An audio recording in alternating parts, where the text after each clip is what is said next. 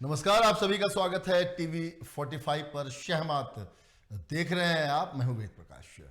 बिहार की राजनीति में फिर से इस बार उथल पुथल मचने के संकेत मिल रहे हैं और ये संकेत कई दिनों से मिल रहे हैं। इसके पीछे की वजह है बिहार के मुख्यमंत्री नीतीश कुमार। राम मंदिर की प्राण प्रतिष्ठा होती है और अगली सुबह ही मुख्यमंत्री नीतीश कुमार राज्यपाल राजेंद्र अर्लेकर से मिलने राजभवन पहुंचते हैं। उनके साथ उनके बहुत ही खासम खास मंत्री विजय चौधरी भी रहते हैं। मुलाकात के बाद मीडिया से बात किए बिना ही मुख्यमंत्री सीएम आवास की ओर रवाना हो गए। इसका जायजा लिया हमारे संवाददाता राजीव कमल ने।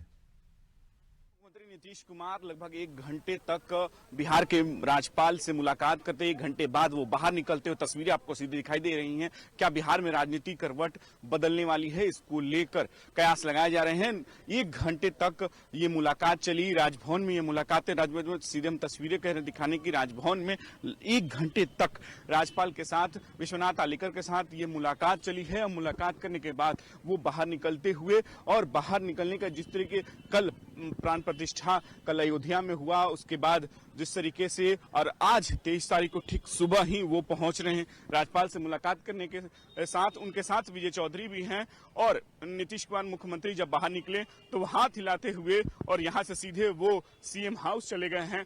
और अभी फिलहाल जिस तरीके से राजनीतिक कयास कई दिनों से ये लगाए जा रहे हैं कि सब कुछ ठीक नहीं है। क्या उम्मीदें लग रही हैं कि कुछ राज्यपाल से कैसे मुलाकात हुई होगी, किस तरीके से राजनीतिक तौर पर बातचीत की जो बात कही जा रही है कि बिहार में सब कुछ ठीक है। भले वो मुख्यमंत्री नीतीश कुमार या तेजस्वी यादव बार बार ये कहते जरूर हैं कि नहीं सब यहाँ ठीक है, हम सब एक हैं, गठबंधन सब मजबूती से काम कर रहा है। लेकिन सीटों को लेकर जिस तरीके से महागठबंधन में सीटों को लेकर टकराव हो रहा है कि बिहार में सीटें जिस तरीके से जदयू 17 सीटों की मांग कर रही थी, लेकिन आरजेडी अभी तक पत्ते नहीं खोल रही है। क्या सीटों को लेकर भी टकराव भी बढ़ा हुआ है? इसको लेकर राजनीति जो सरगर्मी है वो तेजी से बढ़ रही है। कैमरा पर्सन बाबर के साथ में राजीव कमल, टीवी 45 पटना। चलिए, तो ये नीतीश कुमार का एक अपना अलग ही अंदाज होता है। जनसुराज पदयात्रा के सूत्रधार प्रशांत किशोर ने नीतीश कुमार पर हमला किया है और उन्होंने कहा कि सीएम नीतीश अपने साथ रहने वालों को डराते रहते हैं। ये उनकी राजनीति करने का अपना ही एक अलग तरीका है। पार्टी के अध्यक्ष ललन जी नहीं गए, कोई तीसरे आदमी को उन्होंने भेजा। ऐसा नहीं है कि वो कल भाजपा में जा रहे हैं। ये नीतीश कुमार की राजनीति का तरीका है। अब अपने साथ जो रहता है उसको वो डराते रहते हैं हमेशा कि अगर हमको ये नहीं करोगे तो देख लो भाई, हम उधर भी जा सकते हैं। कल होके एक प्रेस कॉन्फ्रेंस करेंगे, कहेंगे मेरी अंतरात्मा अब कह रही है कि भैया इन लोगों के साथ नहीं रहेंगे, ये लोग तो सब लोग एकजुट हुआ नहीं, हम तो कहे थे कि एकजुट हो जाइए, नहीं हुआ तब क्या करें, बिहार के लिए हम फिर भाजपा में जा रहे हैं। तो नीतीश कुमार इस तरह की राजनीति करते रहते हैं। मैं हर दिन बताता हूं, मुझे नहीं लगता है कि लोकसभा से पहले वो छोड़कर जाएंगे, लोकसभा तक वो रहेंगे। वो क्यों महागठबंधन बनाए हैं पहले ये आप समझ लीजिए। नीतीश कुमार महागठबंधन बनाए अगस्त में, उससे पहले हमसे दिल्ली में आकर मार्च में कम से कम घंटों बैठे, पटना में मिले। वो सिर्फ इसलिए आरजेडी के साथ गए कि उनको ये दिमाग में बात आ गई थी कि 24 में लोकसभा चुनाव के बाद अगर भाजपा जीत जाएगी देश में तो हमको हटाकर अपना मुख्यमंत्री बना देगा, क्योंकि इनका 42 विधायक है, भाजपा का 75 था। उसी डर से इन्होंने कहा कि भाजपा हमको 24 में हटाए, उससे पहले हम 23 में ही भाग के महागठबंधन बना लेते हैं, कम से कम 25 तक तो कुर्सी बचा रहेगा। तो 24 के लोकसभा नतीजों के बाद नीतीश कुमार किस दिशा में जाएंगे ये धरती पर कोई नहीं बता सकता है। नीतीश कुमार भी नहीं बता सकते, उनको भी नहीं पता है। वो सहूलियत के हिसाब से इतना बताया जा सकता है कि नीतीश कुमार की अपनी सहूलियत जो होगी, जो उसमें उनका अपना स्वार्थ दिखेगा, उस दिशा में। बिल्कुल, राजनीति में कई तरह के कयास लगाए जा रहे हैं और पिछले कई दिनों से राजनीति का बाजार बिहार का गर्म है। हेमराज राम प्रवक्ता हैं जेडीयू के, हमारे साथ जुड़े हैं सीधे, हम उनसे पास रुख करते हैं, उनका रुख करते हैं। बहुत बहुत स्वागत है सर आपका टीवी 45 पर। पहला सवाल, क्या बिहार की राजनीति में उथल पुथल के संकेत मिल रहे हैं? इसमें किस हद तक सच्चाई है? देखिए, कहीं कोई राजनीतिक उथल पुथल नहीं है।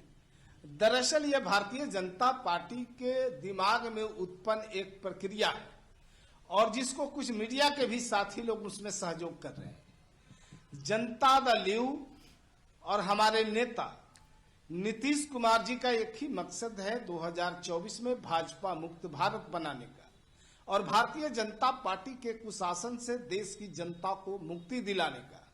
और हम उस दिशा में, हमारे नेता उस दिशा में लगातार पहल करके अन्य राज्यों में जाकर के विपक्षी पार्टियों को एकजुट करने का काम किया, एक मंच पर लाने का काम किया। आज इंडिया गठबंधन के रूप में जो दिखाई पड़ रहा है, इंडिया गठबंधन के निर्माता है नीतीश कुमार, विपक्षी एकता के सूत्रधार है नीतीश कुमार और कहीं कोई दाएं बाएं कुछ सोचने की बात ही नहीं है। दरअसल ये भारतीय जनता पार्टी देश की जनता को गुमराह करने के लिए और देश की जनता को आंखें में धूल झोंकने के लिए तरह तरह के भ्रामक प्रचार करती रहती है और ऐसे बयानों में कोई सच्चाई नहीं है, कोई दम नहीं है। हमारा जो मकसद है, हम अपने मकसद की ओर मजबूती के साथ आगे बढ़ रहे हैं। जी बिल्कुल हेमराज जी। चलिए, प्रेम रंजन पटेल जी भी हमारे साथ जुड़ गए हैं, बीजेपी के वरिष्ठ नेता हैं, प्रवक्ता हैं, बीजेपी का प्रतिनिधित्व करेंगे इस डिबेट में। प्रेम रंजन जी, शहमात का खेल चल रहा है बिहार की राजनीति में, एक बार फिर चर्चाओं का बाजार गर्म।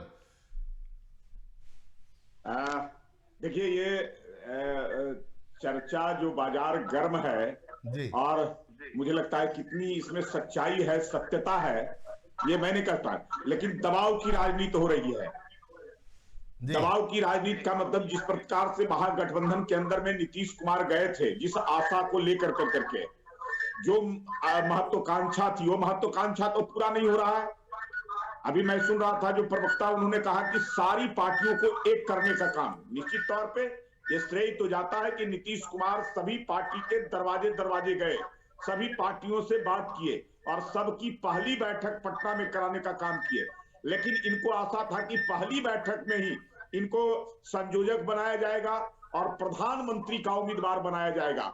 न संयोजक बनाया गया, न प्रधानमंत्री का तो कोई नाम ही नहीं ले रहा है। प्रधानमंत्री का नाम अगर ममता बनर्जी लेती है तो वो खड़गे का नाम लेती है, उसका केजरीवाल समर्थन करता है। तो 3 में न 13 में नीतीश कुमार वहां रह गए। वहां कोई महत्व नहीं है, कोई सम्मान नहीं है, कोई इज्जत नहीं है। कई बार बैठकों में बीच में इनको छोड़ करके हटना पड़ा, बैठक से बाहर आना पड़ा, कोई तवज्जो नहीं मिल रहा है, कोई महत्व नहीं मिल रहा है इनको। तो इसलिए ये बाजार जो है दबाव बनाने के लिए कर रहे हैं चर्चा, ताकि जो है ये चर्चा भारतीय जनता पार्टी के तरफ से नहीं है, ये जदयू के तरफ से ही चर्चा होती है। इसलिए चर्चा कराते हैं कि ताकि जो है उधर दबाव में रहे और वो दबाव के कारण जो है इनको अधिक से अधिक सीटें मिल सके और वहां महागठबंधन में महत्व मिल सके। लेकिन इन पर कोई भरोसा और विश्वास नहीं है। इसलिए मुझे लगता है कि लाख इस बार दबाव किसी के ऊपर बनाएंगे, महागठबंधन में बनाएंगे या एनडीए के साथ आने की कोशिश करेंगे, इस सफलता नहीं मिलने वाली है। जी चलिए, हेमराज जी, नीतीश कुमार पर आरोप गंभीर लग रहे हैं। संयोजक का उनको पद नहीं दिया गया, हालांकि उन्होंने ठुकराया। कुछ दिनों पहले एक बात आई थी इस तरह की कि उन्हें इस गठबंधन में संयोजक का पद दिया जाएगा, लेकिन नीतीश कुमार ने ठुकरा दिया। अब प्रधानमंत्री पद के उम्मीदवार के लिए भी हालांकि नीतीश कुमार कहते रहते हैं, लेकिन जेडीयू पार्टी के नेता अक्सर ये कहते रहते हैं कि नीतीश कुमार से बेहतर चेहरा कोई नहीं प्रधानमंत्री पद के लिए। इस पर कोई गौर नहीं किया गया। और ममता बनर्जी की बात करें तो खुले तौर पर मीटिंग में उन्होंने मल्लिकार्जुन खड़गे साहब का नाम लिया, जिसका दिल्ली के मुख्यमंत्री अरविंद केजरीवाल ने समर्थन भी किया, मतलब खुले तौर पे। और खड़गे को जिस तरह से प्रमोट भी किया जा रहा है, इस गठबंधन के अध्यक्ष के रूप में भी देखा जा रहा है कांग्रेस के साथ साथ, तो क्या लग रहा है कि नीतीश कुमार की ये प्रेशर पॉलिटिक्स है? नीतीश कुमार जी किसी पद के दावेदार नहीं है।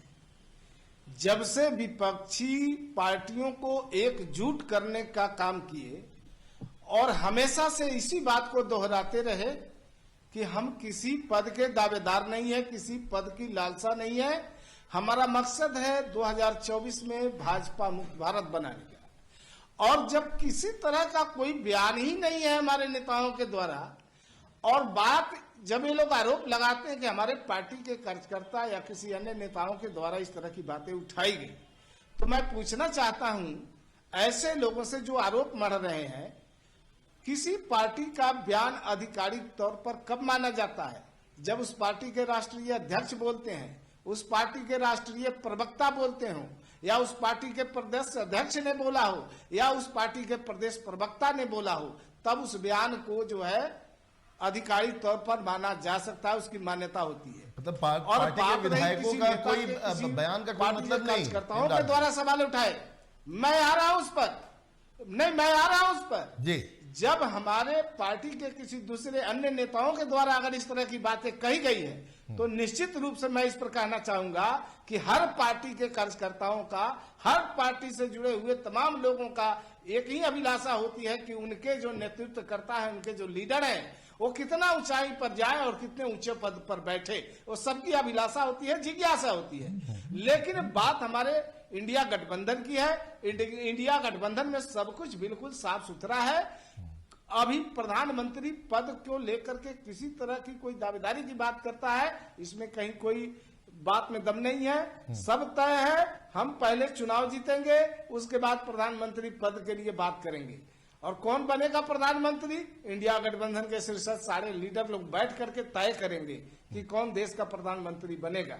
और अभी चुनाव से पहले हमारा एक ही मकसद है कि हम कैसे भारतीय जनता पार्टी को हरा करके इंडिया गठबंधन के उम्मीदवारों को चुनाव में जिताएं, हमारा ये मकसद है और हम इसी पर काम कर रहे हैं। और विपक्षी नेताओं को, खासकर भारतीय जनता पार्टी के नेता को बिल्कुल जो एकजुटता है हमारी, इंडिया गठबंधन की जो एकजुटता है, इसको लेकर के बीजेपी के लोगों में ज्यादा परेशानी बढ़ गई है। नीतीश कुमार जी को लेकर के ज्यादा उनके पेट में दर्द हो रहा है और तरह तरह का भ्रामक प्रचार चला रहे हैं, एजेंडा चला रहे हैं कि नीतीश कुमार जी एक कर रहे हैं, वो कर रहे हैं। राज्यपाल से मिलने जाएंगे तो उसमें कहेंगे कि राज्यपाल से मिलने गए, ये पलटी मार देंगे। तो इस तरह का बयान देने का मतलब है कि निश्चित रूप से ये ओछी हरकत है। मैं सीधा कहता हूं कि ये ओछी हरकत है और सफल राजनीतिक व्यक्तियों का ऐसा बयान नहीं आना चाहिए। हम इसकी घोर भर्त्सना करते हैं। राजनीति बिल्कुल साफ सुथरी होनी चाहिए। जनता के सवालों पर लड़िए, जनता के उसूलों को पूरा करिए, जनता के वोट को लीजिए, ये मैं साफ कहता हूं। और जनता के आंख में धूल झोंक करके, जनता को बरगला करके आप चुनाव जीतना चाहते हो। हेमराज जी, प्रेम रंजन जी भी हमारे साथ हैं, लेकिन एक सवाल मेरा आपसे ही रहेगा हेमराज जी। सवाल ये कि नीतीश कुमार, आप कह रहे हैं कि राज्यपाल से मिलने जाते हैं, क्या कारण है, क्या बात हुई, ये आपको भी नहीं पता? अगर हम पूछेंगे तो आप यही कहेंगे कि मुख्यमंत्री हैं, राज्यपाल से औपचारिक मुलाकात करने बिल्कुल पता है, बिल्कुल पता है। जी बताइए, जानना चाहेंगे हम। बिल्कुल जा सकते हैं। राज्यपाल से एक राज्य के मुख्यमंत्री का मिलना एक औपचारिक मुलाकात है और राज्यों में जो है नहीं, बिल्कुल मैं यही सुनना चाहता था आपसे। लेकिन मेरा सवाल जो है, मेरा सवाल है इस पर, मेरा सवाल ये है कि आपने कहा कि नीतीश कुमार क्यों नहीं जा सकते हैं मिलने, इस पर सवाल उठाना बेवजह अपनी राजनीति रोटी सेकना है बीजेपी का। ठीक है, चलिए आपकी बात मानते हैं, लेकिन आपको याद होगा कि आखिर क्यों संदेह न हो, क्यों शक न हो, क्यों सवाल न उठाया जाए। जब नीतीश कुमार बीजेपी के साथ थे तो ऐसे ही अचानक से ही तो रातों रात तो ये हुआ था ना, आपको याद होगा कि गवर्नर से मिलने गए और ये अंदेशा जताया जा रहा था और सरकार गिर गई। जब आरजेडी के साथ थे तो भी ऐसे ही हुआ था कि अचानक गए, कुछ घंटे में बात बनी और सरकार गिर गई राज्यपाल से मिलने के बाद। तो आखिर सवाल उठाना तो लाजमी है ना हेमराज साहब।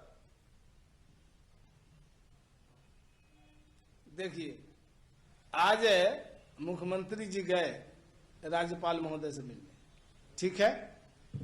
मिलने के बाद इस बात में तो कोई पर्दा नहीं था, सब लोग जानते हैं और इस बात का खुलासा भी हो गया। तो फिर इस पर जो है तरह तरह के सवाल पैदा करना, निश्चित रूप से ये भारतीय जनता पार्टी के अंदर एक ही अभियान चल रहा है कि कैसे नीतीश कुमार जी के ऊपर तरह तरह के आरोप मढ़ा जाए, उनको बदनाम किया जाए। दरअसल इनके पेट में एक बात के लिए जो है बड़ा बेचैनी है इनके हृदय में कि नीतीश कुमार जी कैसे हमारे साथ आ जाए, इसके लिए बड़ी पुरजोर कोशिश कर रहे हैं। लेकिन मेरा साफ कहना है कि आपने देश की जनता की भावनाओं के साथ खेला है, देश की लोकतांत्रिक प्रणाली को खत्म करने की कोशिश की है, देश में अमन चैन भाईचारा को खत्म किया है, संविधान के नियमों की धज्जियां उड़ाई है, आपने महिलाओं का अपमान किया है, बाबा साहब अम्बेडकर का अपमान किया है, तमाम उन वीर शहीदों का अपमान किया है जिन्होंने अपनी जान की बाजी लगाकर देश को आजाद कराया था। आपने बाबू जगजीवन राम छात्रावास योजना उसको खत्म करने का काम किया था, क्योंकि भारतीय जनता पार्टी को एक चमार के बेटा के नाम के आगे बाबू शब्द लगा हुआ है, ये नहीं पच पाया। पिछड़ी जाति के बच्चों की छात्रवृत्ति 1 क्लास से लेकर 8 क्लास तक दी जाती थी, उस छात्रवृत्ति को बंद कर दिया। कहते हैं पिछड़ों का बेटा है। आप सबसे ज्यादा धोखा देने का काम दलित और पिछड़ों को किया है। और आप कहते हैं अब सिर्फ राम का नाम तो सिर्फ आप राजनीतिक रोटी सेकने के लिए करते हैं। आप राम के भक्त नहीं है, आप फर्जी सनातनी है, फर्जी हिंदू है। चलिए सही में अब सनातनी प्रेम रंजन जी के पास चलते हैं। प्रेम रंजन जी, ये बीजेपी का एजेंडा बता रहे हैं। जेडीयू की तरफ से कहा जा रहा है कि बीजेपी का एजेंडा है, नीतीश कुमार की मुलाकात महज औपचारिक थी और राम के नाम पर लोगों को छला जा रहा है। अबे इनके ऊपर भरोसा कौन करेगा? भारतीय जनता पार्टी कोई आमंत्रण देने गया क्या? भारतीय जनता पार्टी जो है अब इनके ऊपर विश्वास नहीं करती है। जब जनता का ही विश्वास इनके ऊपर से समाप्त हो गया है तो भाजपा क्यों विश्वास करेगी? भारतीय जनता पार्टी ने बहुत महत्व दिया, बहुत सम्मान दिया। अब जहां है वहां अपमानित हो रहे हैं, वहां किस प्रकार से इनके साथ कौन कौन सा व्यवहार हो रहा है ये पता नहीं है। जो ऐसे अब इनकी उल्टी गिनती शुरू हो गई है। अब इनके राष्ट्रीय अध्यक्ष जो थे, जिनको आनंद फानन में हटाना पड़ा, वही इनकी कुर्सी को घसकाने में लगे थे। राजद के साथ मिलकर करके पार्टी को तोड़ने में लगे हुए थे। 14 विधायकों का बैठक भी हो गई थी इसकी। आनंद फानन में क्यों जो राष्ट्रीय अध्यक्ष को हटाए और नीतीश कुमार अब अपनी राष्ट्रीय कमेटी बनाए हैं, तो ललन सिंह के आदमी को एक एक को उसमें से छाट दिया, किसी को ना। तब पार्टी ने बचाए। ये भारतीय जनता पार्टी के ऊपर क्यों आरोप लगा रहे हैं? ये पहले अपनी पार्टी बचा ले। राजद लगा हुआ है तोड़ने के लिए और आपको आने वाले कुछ समय में पता चलेगा कि जदयू का या तो विलय हो जाएगा या जदयू का टूट कर करके विखंडन हो जाएगा आरजेडी के साथ में। अब इनका कोई जनता के बीच में न प्रभाव रह गया है। जिस प्रकार से इनका व्यवहार है, जिस प्रकार से कोई विश्वास नहीं कर रहा है, महागठबंधन के अंदर में कोई पार्टियां विश्वास नहीं कर रही है। और ये जो चला था खड़गे को प्रधानमंत्री का नाम लाने का, ये कोई योजना जो है इनके साथ जो महागठबंधन में बैठा है लालू यादव, उन्होंने योजना अंदर अंदर बनाई थी। उसका भले जो ऐसे मुंह बनने का काम ममता बनर्जी किया, प्रस्ताव रखने का, और समर्थन केजरीवाल, ये सब जुटाने का काम, सारी रणनीति लालू यादव के द्वारा बनाई गई थी। इसलिए इनके ऊपर अब कोई भरोसा नहीं कर रहा है। न बिहार में जो पार्टियां इनके साथ है, चाहे कांग्रेस हो या राजद हो, वो भी भरोसा नहीं कर रहा है। तो बाहर वाला भारतीय जनता पार्टी क्यों भरोसा करेगा? भारतीय जनता पार्टी ने तो 43 सीट लाने के बावजूद मुख्यमंत्री बनाया और ये चले गए और बिहार की जनता को फिर से उसी जंगल राज में ढकेलने का काम किया। तो इसलिए जनता का भी अब मन से उतर गए हैं, जनता का विश्वास और भरोसा भी तोड़ दिए हैं। तो हम लोग तो जनता के अनुसार चलने वाले, इसलिए इस प्रकार का माहौल खड़ा कर करके कि हम मैके चली जाऊंगी, तुम देखते रहियो कि अगर तुम नहीं पूछोगे, तुम नहीं सम्मान दोगे, तुम नहीं सीटें दोगे, तुम हमको उम्मीदवार प्रधानमंत्री का नहीं बनाओगे, तुम संयोजक नहीं बनाओगे, तो हम भाजपा के साथ चले जाएंगे। लेकिन भाजपा के लिए दरवाजे सदा के लिए बंद है। भाजपा जो है कोई न तवज्जो न कोई महत्व देने वाला है। अब जो भी करना है वही घुट घुट करके मरना है और समाप्त होना है। यही अभी स्थिति रह गई है जदयू की। जी हेमराज जी,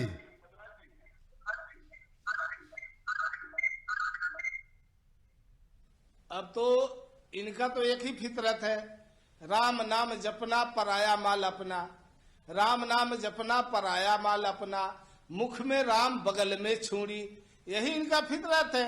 इस देश की जनता तो देख रही है और इसको लेकर के हम तो इनसे ये सवाल करना चाहते हैं, भारतीय जनता पार्टी के लोगों से, आपने जो चुनाव के वक्त वादा जो किया था, आपने वादे पूरे नहीं किए। अब देश की जनता सवाल पूछ रही है कि रोजगार का क्या हुआ? अरे बिहार सरकार ने तो जितनी बड़ी संख्या में रोजगार देने का काम किया है बिहार के अंदर, पूरे देश में मिसाल कायम किया। महिलाओं में आत्मनिर्भरता लाने का जो काम किया वो पूरे देश में मिसाल कायम किया। नल जल योजना, जो लोगों को नल जल सड़क पहुंचाने का जो काम किया, देश में मिसाल कायम हुआ। कई ऐसी योजनाएं हैं जो बिहार में काम हुआ और दूसरे कई राज्यों के लोग इसको देख करके आकलन करने के लिए बिहार आकर के अपने टीम के साथ आए हैं, आकलन किए हैं और अपने अपने राज्यों में योजना बनाए हैं। बिहार में जातीय आधारित गणना करा करके नीतीश कुमार जी ने तो ऐतिहासिक काम कर दिया। जातीय गणना के बाद आंकड़े पेश करके और आबादी के हिसाब से हिस्सेदारी दे करके देश में एक नया मिसाल कायम करने का काम किया।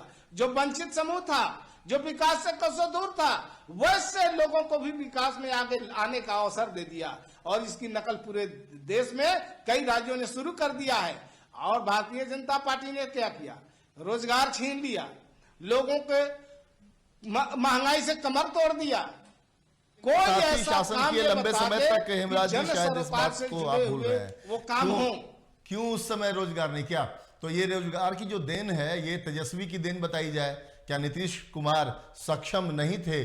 जो ये बार बार आरोप लगता है कि बीजेपी के शासनकाल में रोजगार का सृजन नहीं हुआ। भारतीय जनता पार्टी के साथ जब हम लोग थे, भारतीय जनता पार्टी तो हमेशा धार्मिक उन्माद फैला करके समाज में जो शांति, भाईचारा, सद्भाव कायम है उसको तोड़ने के नीतीश कुमार को समझने में 17 साल लग गए और नीतीश कुमार को समझने में 17 साल लग गए। इनके मंसूबा पर हमेशा पानी फेरने का काम किया। बिहार में भी सत्ता में रह के लोग, गठबंधन में रह के भी हमेशा भाईचारा खत्म करने के लिए धार्मिक उन्माद फैलाने की कोशिश करते रहे। लोग हमेशा शांति भंग करने का कोशिश करते रहे, लेकिन नीतीश कुमार जी ने इनके मंसूबों पर पानी फेरने का काम किया। अभी कर्पूरी ठाकुर जी की जयंती पर क्यों आमने सामने हैं आप लोग? कायम करने का काम किया, बिहार की तस्वीर और तकदीर बदलने का काम किया। अब कर्पूरी ठाकुर, जननायक कर्पूरी ठाकुर की जयंती है, अब इस पर क्यों आमने सामने हो गए आप लोग? बीजेपी कह रही है कि वो मैदान इन्होंने बुक कराया हुआ है, आप कह रहे हैं आपकी पार्टी की तरफ से कि आपने हमारा तो कार्यक्रम पहले से तय है। हमारा कार्यक्रम पहले से तय है, उसमें कहीं कोई दो राय नहीं। बहुत पहले से प्रचार प्रसार चल रहा है। ये हमारे कार्यक्रम में विघ्न बाधा डालने के लिए तरह तरह का कुचक्र करते रहते हैं। प्रेम रंजन जी, यूनाइटेड के किस प्रेम रंजन जी आप भी स्क्रीन पर है। प्रेम रंजन जी, आप लोग दोनों स्क्रीन पर हैं, बताइए। सबसे पहले मैं रोजगार की बात करता हूं कि ये जो नौकरियां हो रही है, इसमें से आधे से ज्यादा नौकरियां जो है हमारे समय में टीईटी का परीक्षा शिक्षकों का हो चुका था, लेकिन उसकी नियुक्ति जो होनी थी वो नियुक्ति नहीं हो रही थी। और अभी जो है दोबारा से कई लोगों को तो नियुक्त किए हुए लोगों को फिर से जो है उनको नियुक्ति पत्र बांटा जा रहा है। नियुक्ति क्यों नहीं हो रही थी प्रेम रंजन जी? ये तो बड़ा सवाल है ना। ये तो बीजेपी से पूछा जाएगा ना कि आखिर आप जब शासन में थे, सत्ता में थे, तो नियुक्ति क्यों नहीं हो रही थी? हो सका है तो ये सारा श्रेय तो जो है भारतीय जनता पार्टी का है कि भारतीय जनता पार्टी के सत्ता में रहते ये सारी योजना बनी और बहुत सारे लोगों की नियुक्तियां भी हुई है। लेकिन चलिए, मैं भारतीय जनता पार्टी वायदे को पूरा करती है, जो कहती है वो करती है। हमने कहा था कि हमारी सरकार बनेगी, हम रोजगार देंगे। हम केवल 7.5 करोड़ से अधिक लोगों को ईपीएफओ में नए रजिस्ट्रेशन कराने का काम किया है। आपको पता है कि कर्मचारी भविष्य निधि में वही लोग का निबंधन होता है जिनको सरकारी, गैर सरकारी, निजी क्षेत्रों में नौकरियां नए प्राप्त होते हैं, उनका नया निबंधन होता है। इतने तो केवल प्रत्यक्ष रूप से नौकरियां प्राप्त हुई है जो लोग का निबंधन हुआ है। गैर जो है सरकारी क्षेत्र में रोजगार से के माध्यम से भी, या जिस प्रकार से हम योजना बनाए हैं, इंफ्रास्ट्रक्चर का डेवलपमेंट किए हैं, हम उसके माध्यम से भी उससे कहीं ज्यादा लोगों को रोजगार मिला है। हमने जो वायदा किया था उस वायदे के मुताबिक काम किए हैं। लेकिन ये कर्पूरी ठाकुर की जयंती पर आमने सामने क्यों नहीं है कि आप देख रहे हैं कि हमारे अगर 14 में 17 करोड़ वोट आता है तो 19 में 23 करोड़ वोट आता है। इस बार 24 में हमारा लक्ष्य है 35 करोड़ का। उस लक्ष्य को हम पूरा करने का काम करेंगे, इसलिए कि जनता संतुष्ट है। हमने जितनी योजना बनाई है उन योजनाओं को सफलीभूत कराने का काम किया है, सबके घरों तक पहुंचाने का काम किया है। इसलिए इन लोगों को बेचैनी है कि प्रधानमंत्री नरेंद्र मोदी जो दबे कुचले शोषित कमजोर वर्ग हैं, गांव गरीब किसान मजदूर, उन सब के हितों के लिए काम कर रहे हैं। अब इनका तो पूरा जनाधार खिसक गया है। जिस बात को लेकर के कहते हैं कर्पूरी ठाकुर का नाम लेते हैं और कर्पूरी ठाकुर के सिद्धांतों को तिलांजलि दे दिया है। कर्पूरी ठाकुर तो परिवारवाद के खिलाफ थे, भ्रष्टाचार के खिलाफ थे, जंगल राज के खिलाफ थे। वो तो चाहते थे सुशासन रहे, लेकिन ये परिवार जिन लोगों के साथ बैठे हैं उनको केवल परिवार से मतलब है। अपने परिवार को सत्ता मिले तो उसमें शामिल करना, उसके लिए काम करना। और भ्रष्टाचार तो आकंठ में डूबा हुआ पूरी सरकार ही है। केवल जो ऐसे चारों तरफ भ्रष्टाचार ही भ्रष्टाचार है। माफिया तत्व तो सक्रिय है, चाहे बालू माफिया हो, शराब माफिया हो, जितने प्रकार के माफिया है, केवल माफिया राज ही चल रही है। हत्या, अपहरण, लूट, डकैती। तो ये कर्पूरी ठाकुर के विचारों से कोई मतलब नहीं है। उनके नाम पर राजनीति करना है, लेकिन उसके बावजूद वो जो तबका है, कर्पूरी ठाकुर के सिद्धांतों पर चलने वाले लोग, मानने वाले लोग, कर्पूरी जी को अपना आदर्श समझने वाले लोग, अब वो समझ गए कि इनको अपनी सत्ता प्यारी है, कुर्सी प्यारी है, अब जनता से इनको कोई मतलब नहीं है। इसलिए जो है ये हमारे कार्यक्रम को डिस्टर्ब कर रहे हैं। हमारा कार्यक्रम मिलर स्कूल मैदान में है, इनका कार्यक्रम वेटनरी स्कूल में, वेटनरी कॉलेज के ग्राउंड में है, लेकिन मिलर स्कूल के मैदान को बाधित कर करके और बड़ी संख्या में दबे कुचले शोषित कमजोर लोग, पिछड़े अति पिछड़े वर्ग के लोग, कर्पूरी ठाकुर के अनुयायी मानने वाले लोग जो आने वाले हैं, उनको रोकने या कार्यक्रम को बाधित करने का एक कुत्सित प्रयास कर रहे हैं। लेकिन इनका प्रयास सफल नहीं होगा। वो सब जनता जानती है, वो सब जो है आने वाले चुनाव में मोदी के साथ खड़ा रहेगा पूरी मजबूती के साथ। जी चलिए, एक आखिरी और छोटी सी प्रतिक्रिया हेमराज जी आपसे भी, एकदम संक्षिप्त में, एकदम बहुत ही संक्षिप्त में, और प्रेमचंद जी आपसे भी, आप दोनों से एक ही सवाल। बिहार की राजनीति में क्या कुछ होने वाला है? क्या कोई फेरबदल की संभावना नजर आ रही है? जिस तरह की तस्वीरें दिखाई दे रही हैं लगातार पिछले कुछ दिनों से, बहुत ही संक्षिप्त में हेमराज जी। कयास लगाने वाले कयास लगाते रहे, कोई फायदा नहीं होगा। जनता दल यू जो इंडिया गठबंधन के प्रमुख घटक दल हैं और बिहार में जो सरकार है, जो महागठबंधन की सरकार अटूट है, अजर है, मजबूत है, किसी की दाल गलने वाली नहीं है और अपने मकसद में, अपने उद्देश्यों की तरफ मजबूती के साथ आगे बढ़ रहा है। चलिए प्रेमरंजन जी संक्षिप्त। बिहार की राजनीति में बदलाव होना है कि ये महागठबंधन की सरकार को समाप्त होना है। तेजस्वी यादव भ्रष्टाचार के मामले में जिस प्रकार से उनके ऊपर आरोप लगे हुए हैं, उनको जेल जाना है। जेल जाने से कोई रोक नहीं सकता है। उनके ऊपर चार्जशीट हो चुका है और वो आरोप सिद्ध भी हो चुका है सारे सबूतों और बयानों के आधार पर। नीतीश कुमार का वोट बैंक खिसक गया है। नीतीश कुमार की सरकार जो है अब समाप्त होगी और राजनीतिक तौर पर पूरी तरह से नीतीश कुमार हाशिए पर चले जाएंगे। चलिए, बहुत बहुत शुक्रिया आप दोनों का, हेमराज जी आपका भी, प्रेमरंजन जी आपका भी, हमारे साथ जुड़ने के लिए, टीवी 45 पर अपनी महत्वपूर्ण राय रखने के लिए, इस डिबेट में हिस्सा लेने के लिए बहुत बहुत शुक्रिया आपका। यहाँ पर एक छोटा सा ब्रेक लेंगे, हम ब्रेक के बाद आएंगे तो देखेंगे कैसे IAS अधिकारियों के बीच ईगो की लड़ाई में पिस रहे हैं छोटे छोटे बच्चे।